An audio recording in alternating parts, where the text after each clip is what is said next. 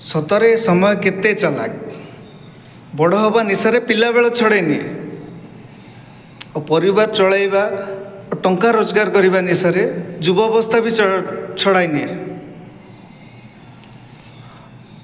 आउ एमिति भी समय आसे ए समय सबु किछि छड़ाई निए। ए समय कहा ना कि केबे रहिछि ना कहा ना कि केबे रहिबो।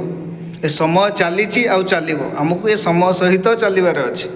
जेमिति कि आज केते बड़ दिन गणेश पूजा तथापि मो परी केते भाई भौणी आसिकी निजर कर्म क्षेत्र में परिवार पाई ड्यूटी कर। कारण गोटे दिनर छुट्टी रे निजको केते नुकसान हम परिवार केमिति आसंता मास चलैबे ए दायित्व भी समस्त अच्छे। तेणु समय सहित आमको चलबार अच्छे।